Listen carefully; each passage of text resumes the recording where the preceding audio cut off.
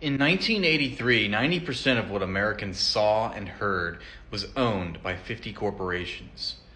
By 2012, that number had dropped to six corporations. And even that number is misleading because there are all sorts of cross-linkages between these corporations, such as joint ownership operations, cooperative agreements, mergers. These six corporations, or more specifically the key decision makers within them, set the boundaries for acceptable debate on what is socially, economically, and politically possible. Being that they exist in the political economy of capitalism, they base their decisions on one thing: profit maximization, both short-term and long-term. And of course, short-term profits take precedent over long-term profits. Otherwise, the CEO and the board of directors are out fairly quickly. So we've established that they are in the business of making profits, just like everything else. And what are they selling? Are they selling entertainment? Are they selling the news? Are they selling information? No, they're selling you. They're selling you to advertisers. You're the product. I am not advocating for the right. I am not advocating for the other right. I am advocating for a secret third thing: the actual left. I'm mad because our actual working class labor movement opposition party has been effectively sidelined, fractured, atomized, squashed, neutralized from mainstream American political society. We have two parties captured by corporations. They have hijacked the democratic process. When well-intentioned, hard-working people confuse leftists with liberals, the fascists win. Fascists love nothing more than an impotent, ineffectual, soft-penised opposition party. This is nothing new. It's what led John Dewey to proclaim a century ago that politics is the shadow cast by big business. The attenuation of the shadow will not change the substance. Corporations are running the show. There is no labor movement. There is no labor party. America is just 3 corporations in a trench coat.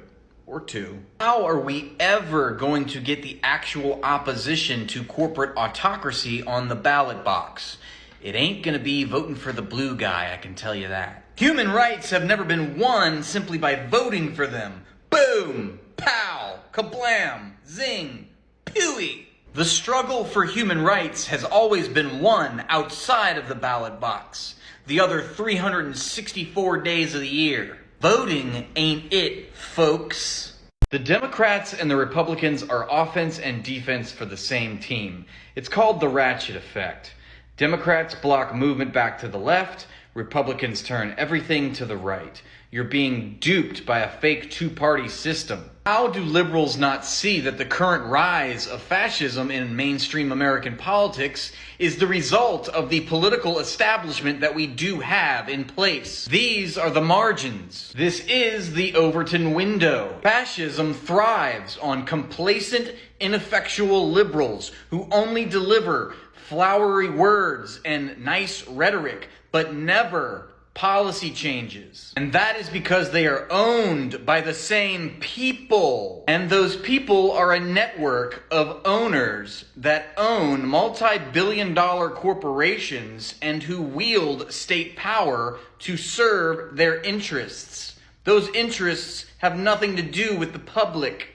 Therefore, public policy is not going to change. And the apologia coming from the liberals who want to defend the Democrats' mistakes are only serving the political establishment as it was designed. Liberals will say, well, the Democrats at least talk about universal health care. They want abortion rights. Yes, they have nicer rhetoric so that it pleases you, so that you will vote for them, and then they can still do nothing when they get in power. They've proven this time and time again. They had 50 years to codify Roe v. Wade, but they dangled the fear of it getting overturned in front of you so that you'll continue to vote for them. They pretend to be the party of moral opposition, the good guys looking out for you, and the longer that you fall for it, the more you're going to play into the hands of Republicans. The more these corpo-fascists will consolidate their wealth and power against you. Biden is an international terrorist. He ordered the bombing of the Nord Stream pipeline, which is an egregious war crime.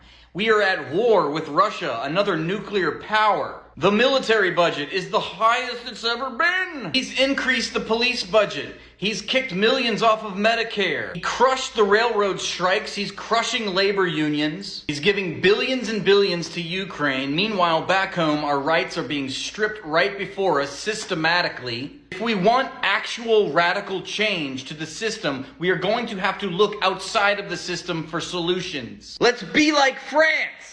Corporations are fascist institutions. What?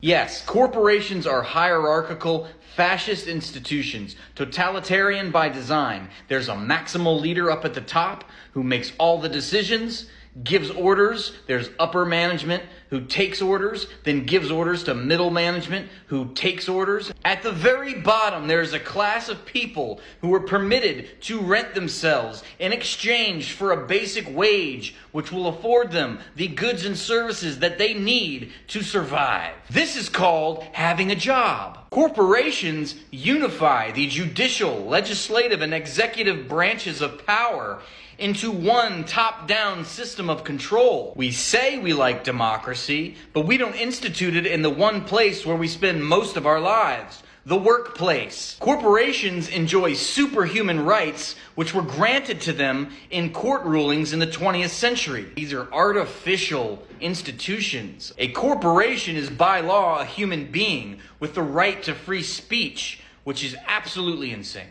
Multi-billion-dollar corporations have the right to donate to political campaigns and can donate as much as they'd like, and that's called free speech. This was literally a court ruling in 2010 of the Citizens United versus Federal Election Commission, in which the court held that the free speech clause of the First Amendment prohibits the government from restricting independent expenditures for political campaigns by corporations. Think about what this means. Corporations, which can pool together billions of dollars at their disposal to donate to political candidates, can effectively get politicians elected. This is considered a right protected by the First Amendment. Corporations are all omnipotent and powerful, and they should be dismantled.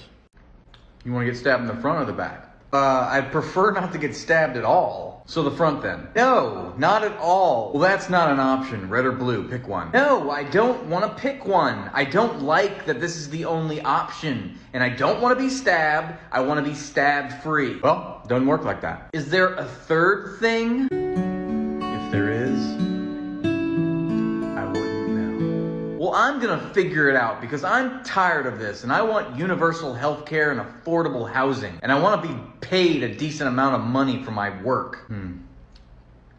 I think I see what's going on here. Maybe I can help. Do you own a multi-billion-dollar corporation? No. No.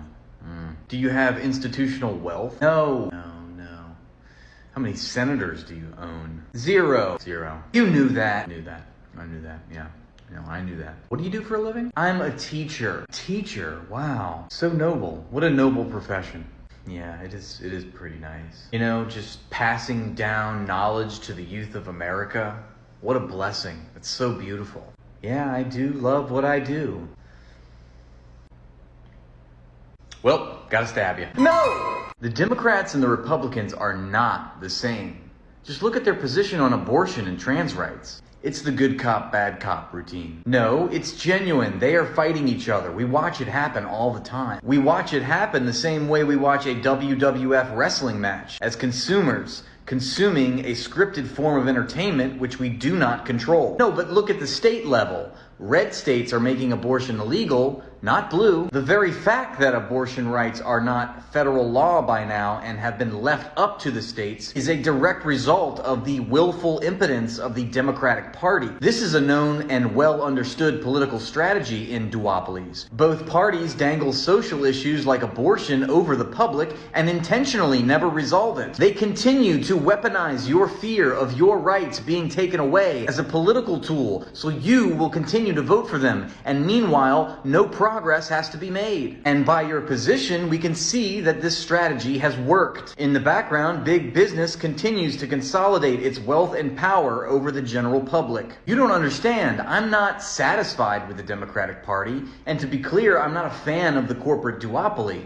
But voting blue is a form of harm reduction. Harm reduction is a ruling class concept meant to sanitize and rebrand the failure of democracy and the gross negligence of the corporate duopoly that we live in. Harm reduction is rose-tinted propaganda meant for the specific purpose of inducing your compliance and placating your anger and frustration and your convictions so that you stay muzzled and complacent and you keep showing up to the polls when it's time to ratify the decisions already made by the business class. You vote blue and you congratulate yourself on your moral superiority, when in actuality, you're the mark. This is exactly what they want: legitimize voting while things get progressively worse. The very fact that you are grasping at the symbolic straw of harm reduction as a viable political strategy is proof that democracy has been orphaned and dismantled in American politics. You are telling everyone to think and be small, to be okay with breadcrumbs. It's okay to accept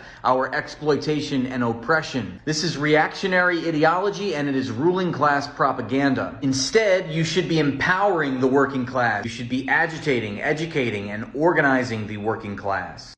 But then I'll miss brunch. There is no such thing as a capitalist democracy. Capitalism is antithetical to democracy. Capitalism privatizes resources, consolidates wealth and power into the hands of the few, and excludes and inevitably exploits the general public. Capitalism creates a class-based society which organizes itself around the means of production in the form of owners and workers. Owners operate like dictators. CEOs are like kings. They make all the decisions that affect public life, and yet they are not answerable to the public. In an actual democracy, those in power would be answerable to those that are not in power. In other words, those in power would merely be facilitators of public policy, of public interests. And if they were not performing their task, which was a civic duty, then the public would be able to rescind their power, would be recalling them back. There is nothing remotely like that in a corporation. There is no accountability. CEOs, along with the board of directors, can make all the decisions they want, can have all the power that they want, can use resources the way that they wish. Capitalism is more closely tied to fascism. We live in a democracy because we vote. We ratify decisions already made by the business class. America has two parties. America has one party, the business party. It has two factions, Democrats and Republicans. We as a public are engaged in politics. Picking which corporate-sponsored member of the capitalist owning class gets to rule over us every 4 years is not engaging in politics in any meaningful sense. We are active participants. We are passive spectators, reduced to apathy and obedience, sidelined and disenfranchised. We are allowed to participate in the political system, but as consumers, not as true participants. But we have a democracy. Democracy is not having the privilege to rent ourselves to the people that own the country and its institutions. Democracy means we, the public, have a meaningful role in what those institutions do. People who blame the government for all of society's problems and then, in the same breath, uncritically praise capitalism and the free market are kind of like house cats. They are fiercely adamant about their own independence, while being completely dependent on a system that they don't understand and benefit from. If you are capable of correctly pointing out that the government is corrupt without acknowledging who it is corrupted by, then you have more work to do. The capitalist class certainly knows who runs the show. I assure you that they very well understand that the government has one inherent crucial drawback. It is the one mechanism by which the people can have their voice heard. And this is why they spend billions and billions and billions of dollars every year lobbying so that they can retain their political power and wield the government like a weapon unto society. This is not a secret. Politicians understand who got them into office and who has the power to take them out of office. And if they don't enact legislation that helps their constituents, multinational corporations and the capitalist owning class, then they will be out of a job. So they must do thy master's bidding. The fact is, we do not live in a democracy. We live in a plutocracy. Wealth and power dictate government policy, and that is how it is. That is why studies show the bottom 70% of the population is virtually disenfranchised from public policy, meaning that our attitudes, interests, and policy preferences have literally no bearing or consequence on policy formation by government planners. They plan to serve the interests of wealth and power. This is not a democracy. There is no such thing as a capitalist democracy. You cannot have a democracy in a society in which the majority of the population is literally disenfranchised by the state. We live in a dictatorship.